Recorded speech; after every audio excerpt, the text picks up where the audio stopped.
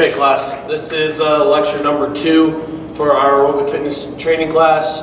So what we're going to go over in this lecture is different types of aerobic training methods, okay? So last time we went over the different ways that you can prescribe training, the different health benefits of training, and even went in a little bit into what the warm-up is and things that are positive impacts on performance from the warm-up. So now that we've kind of outlined the overarching strategies and overarching prescriptions for what we actually do in training, now it gets to, all right, well, how is that going to manifest itself? And the way that that manifests itself is in these different types of methods. Each method has different restrictions for itself. Okay, so this is an important lecture. I will say that you need to have an understanding of all of these. You will be quizzed or tested on them. I'm going to go through them, right, just like I've been doing everything else. I'm going to go right through it, and I'm going to use the lecture sheet. Okay, so if you haven't already, go to D2L, make sure you have this sheet available so I can kind of pinpoint for you exactly the important things that you need to know. Okay, so the first type of training method that we're going to go over is long, slow distance training. It's also referred to as LSD training. Okay, the key is that this is equivalent to approximately 70% of your VO2 max or 80% of your max heart rate. Okay, the training distance should be longer than the race distance, or duration should be 30 minutes to 2 hours. Okay, so to break that down real quick, if we're looking at someone who is an athlete that needs aerobic training, okay, so athletes in track, right, or cross country that run the mile, run the 3 mile, run the 5K, or whatever it is, these are guidelines for your long, slow distance training in the sense that the distance that you're running when you use this type of training method should be longer than what you're actually going to do. Okay, so if we look at the mile, for example, so anyone who runs the mile, their long, slow distance days, they're going to run significantly more than a mile. Okay, for example, there was an athlete that I had in one of my sections of this class, and I actually asked him how far he runs on his days. He said about 8 to 10 miles, and that was a normal day. So you want to accumulate the volume on this type of training. Another way that you can classify this for just a general person or the general public would be 30 minutes to 2 hours. So this is seriously targeting our oxidative energy system. Okay, so when we're looking at the different energy systems that our body can utilize, all of them are being used at the same time. Our ATP, PCR, our glycolytic, and our oxidative. We want to primarily target our oxidative energy system when we're talking about long, slow distance training. That's why it's a very long period of time. Understand that as your volume or distance or time goes up, in contrast, the intensity must go very far down. So, if you look to the next point, our intensity should be conversational. You should literally be able to have a conversation with somebody while you're doing this. So that is one of the easiest ways for you to measure the intensity when you're doing long, slow distance training. Have somebody with you, and if you can't hold a conversation, you are going you've been going for too long, or you're going too intense, okay? So the benefits of LSD training are enhanced cardiovascular function and increased utilization of fat as a fuel. So at very, very low intensities, we can rely on our fat to primarily provide us with energy, okay? So we use that substrate. We break down a very, very long triglyceride chain or glyceride chain, and that ends up yielding ATP for us.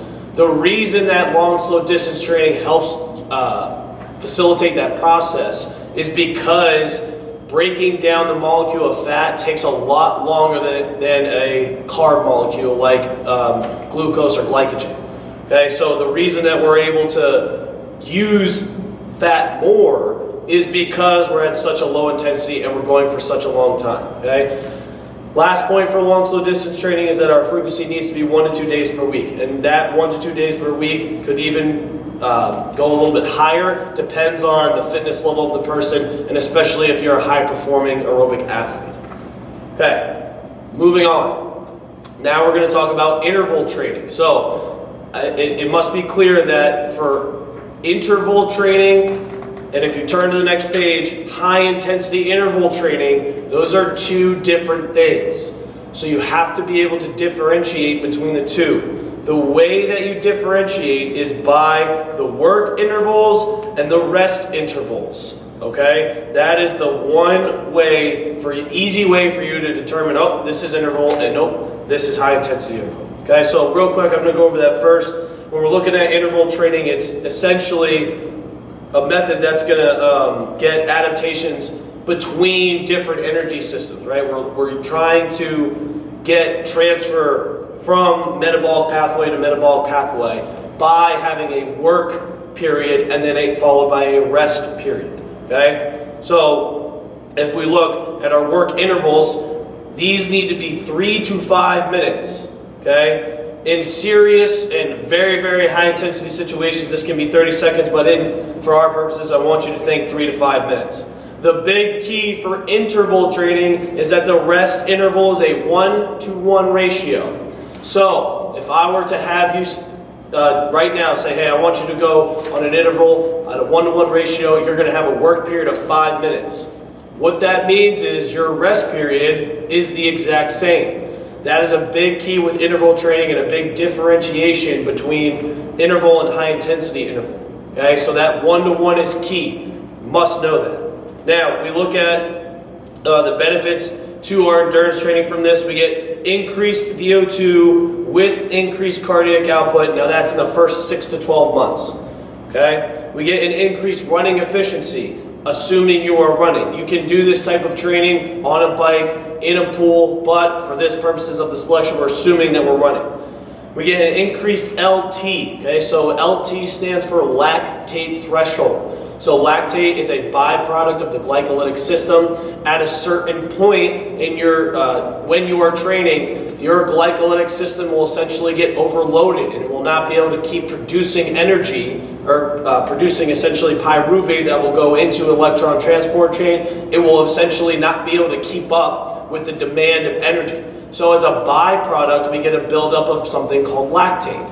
Lactate is a source of energy. Your body will use that lactate in order to create energy. It is not this myth of lactic acid that will sit in your muscles and that's why you're really sore. That's not the case. Lactate is actually your friend. Okay? So we get increased lactate threshold. Now, the lactate threshold is essentially, if we look at a curve of basically a VO2 max test, right? Just seeing what your essentially aerobic capabilities are. The curve will start like this. It will start pretty even, and then at a certain point, it's going to break and exponentially rise. Where that break is your lactate threshold. Okay? So you will be utilizing different energy systems. Your oxidative energy system and your glycolytic system will be working efficiently in this part. Okay? In this part of the graph, right? That point where it breaks means that's exactly the point where your glycolytic system cannot handle the demand of the work that you're doing, and boom, lactate production goes way up. Trained individuals, what will happen is their lactate threshold will be moved to the right.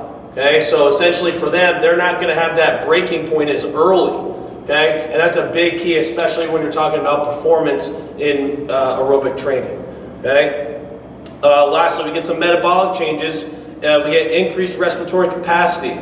We get lower blood lactate concentration at submax intensity. So if we look back to that graph, what I'm talking about is not only is the trained individual going to be shifted to the right, their lactate threshold, but what will also happen is it'll be shifted down. Okay, so that level of lactate at X intensity, assuming it's submax, will be lower than compared to the person who is untrained.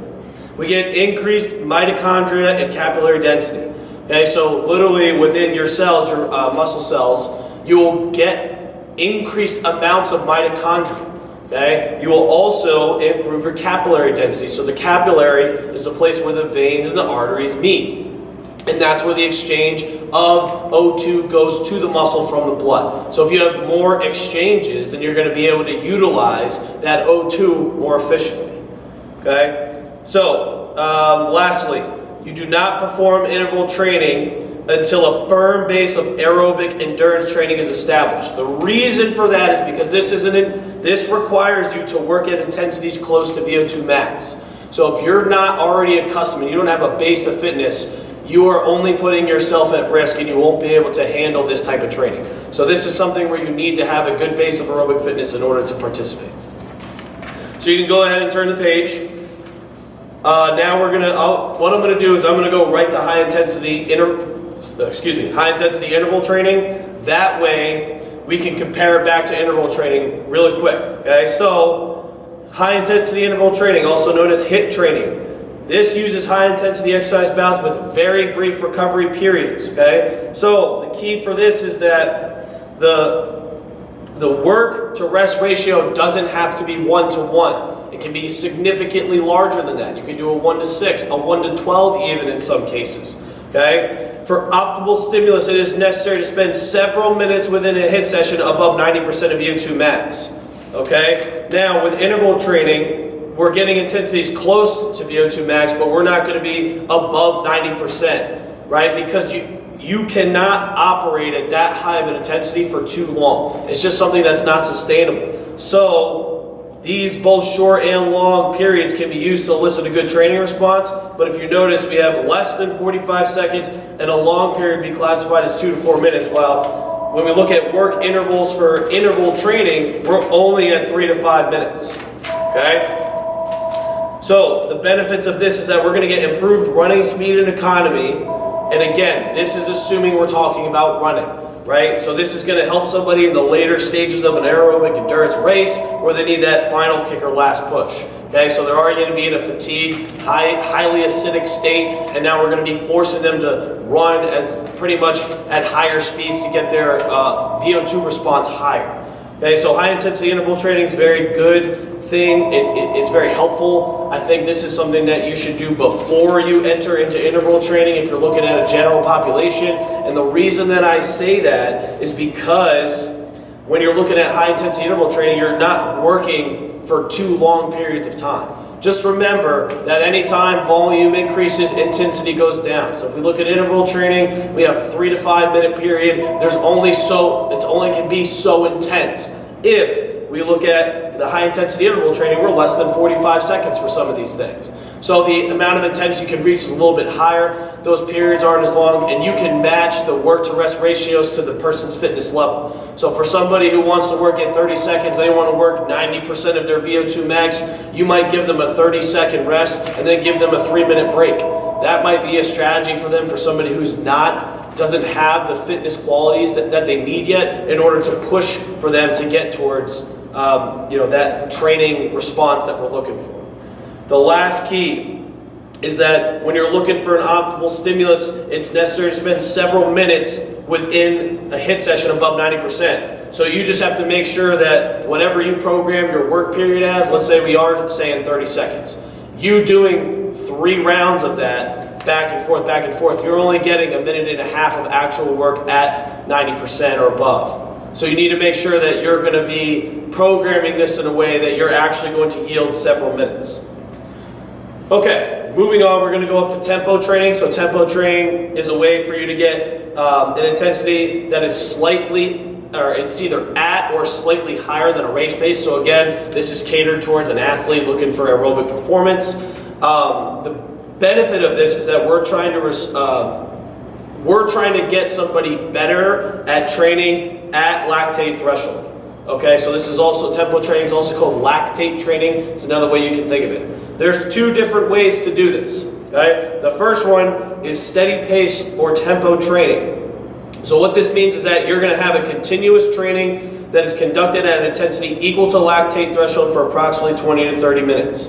Okay, so this is something where you can actually measure your lactate threshold and compare it to either your VO2 response or your heart rate. So if you were to get that test done, you can have an athlete know, like, hey, listen, your lactate threshold is 146 beats per minute. So what you need to do is you need to find a pace, running, swimming, cycling, etc., that yields that response, and you try to stay there continuously for 20 to 30 minutes.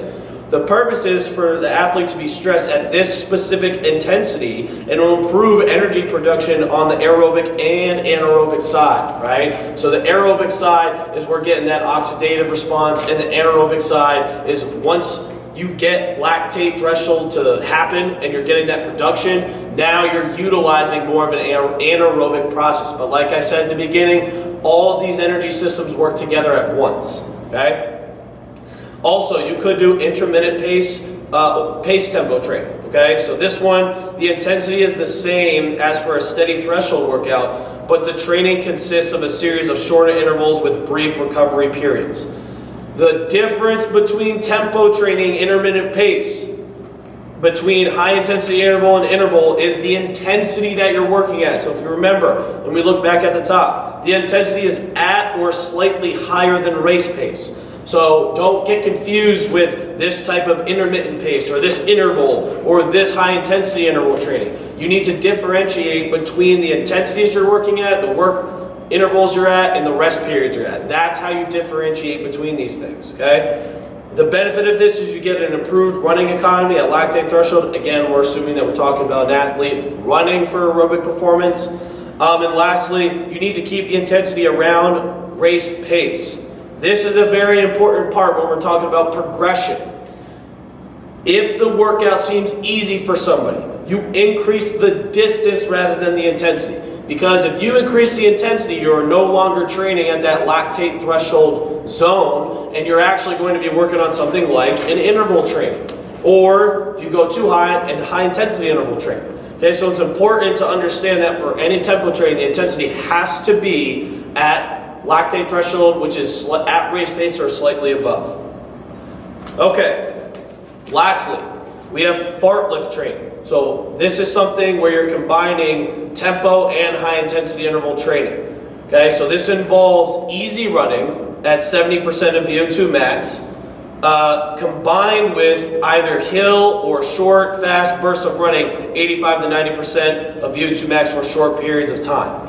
Okay, so if we look at, again, you might be a little bit confused, but if we look at tempo training and you're going back and forth between two things, the intensities that you're going to go back and forth from are work or race pace and very, very far down, like rest, like cool down. If you look at fartlek, it's going between high intensity and then that race pace. Okay, so that's why it's different.